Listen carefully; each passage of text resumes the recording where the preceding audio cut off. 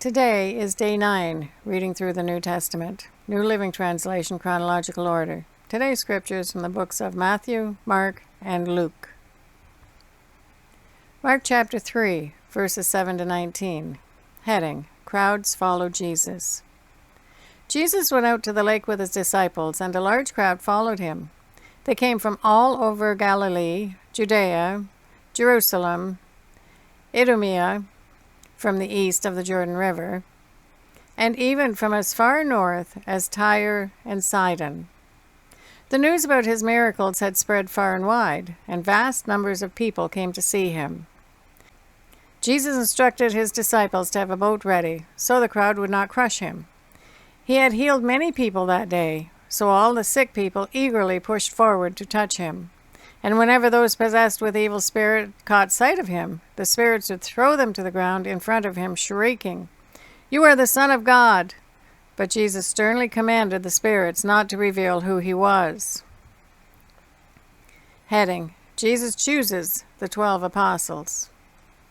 Afterward, Jesus went up on a mountain and called out the ones he wanted to go with him, and they came to him. Then he appointed 12 of them and called them his apostles.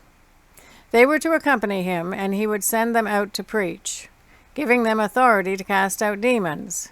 These are the 12 he chose: Simon, whom he called Peter, James and John, the sons of Zebedee, but Jesus nicknamed them sons of thunder, Andrew, Philip, Bartholomew, Matthew, Thomas, James, son of Alphaeus, Thaddeus, Simon the Zealot, Judas Iscariot, who later betrayed him. Luke chapter 6, verses 12 to 16. Heading, Jesus chooses the 12 apostles. One day, soon after Jesus went up on a mountain to pray, he prayed to God all night. At daybreak, he called together all of his disciples and chose 12 of them to be apostles. Here are their names: Simon, whom he called Peter, Andrew, Peter's brother, James, John, Philip, Bartholomew, Matthew, Thomas, James, son of Alphaeus, Simon, who is called the Zealot, Judas, son of James, Judas Iscariot, who later betrayed him. Matthew chapter 5, verses 1 to 12. Heading, The Sermon on the Mount. One day as he saw the crowds gathering, Jesus went up on the mountainside and sat down. His disciples gathered around him, and he began to teach them. Heading, The Beatitudes. God blesses those who are poor and realize their need for him, for the kingdom of heaven is theirs. God blesses those who mourn, for they will be comforted. God blesses those who are humble, for they will inherit the whole earth. God blesses those who hunger and thirst for justice, for they will be satisfied. God blesses those who are merciful, for they will be shown mercy. God blesses those whose hearts are pure, for they will see God. God blesses those who work for peace, for they will be called the children of God. God blesses those who are persecuted for doing right, for the kingdom of heaven is theirs. God blesses you when people mock you and persecute you and lie about you and say all sorts of evil things against you because you are my followers. Be happy about it. Be very glad, for a great reward awaits you in heaven. And remember, the ancient prophets were persecuted in the same way. Luke chapter 6, verses 17 to 26. Heading, Crowds Follow Jesus. When they came down from the mountain, the disciples stood with Jesus on a large level area, surrounded by many of his followers and by the crowds. There were people from all over Judea, and from Jerusalem, and from as far north as the sea coasts of Tyre and Sidon. They had come to hear him and to be healed of their diseases, and those troubled by evil spirits were healed. Everyone tried to touch him because healing power went out from him, and he healed everyone. Heading, The Beatitudes.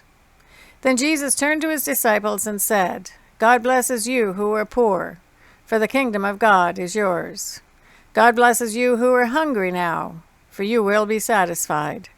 God blesses you who weep now, for in due time you will laugh.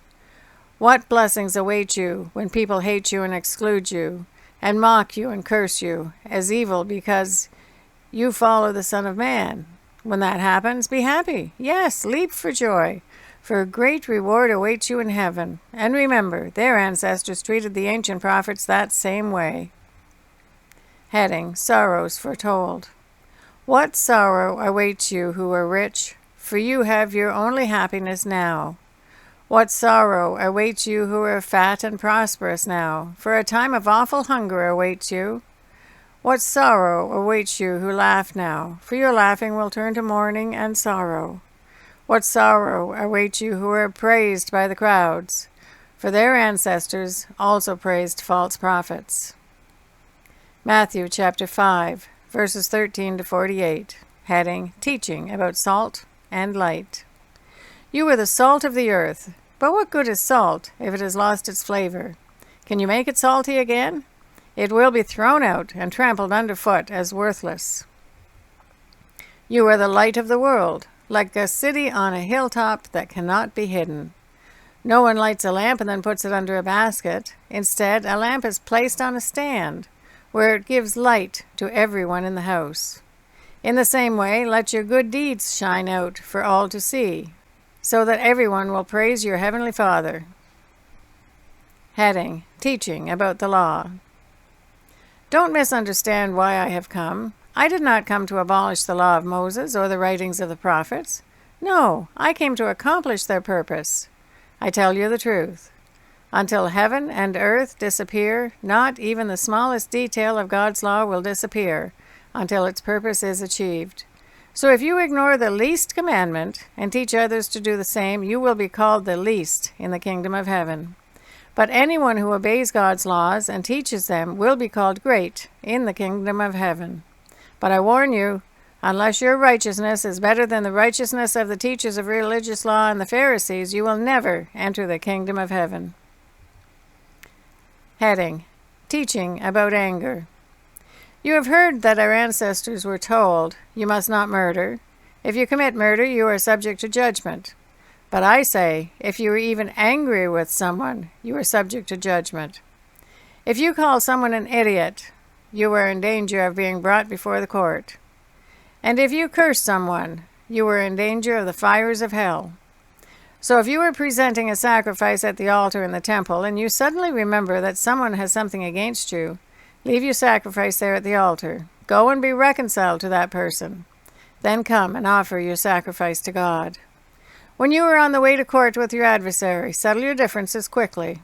Otherwise, your accuser may hand you over to the judge, who will hand you over to an officer, and you will be thrown into prison. And if that happens, you surely won't be free again until you have paid the last penny.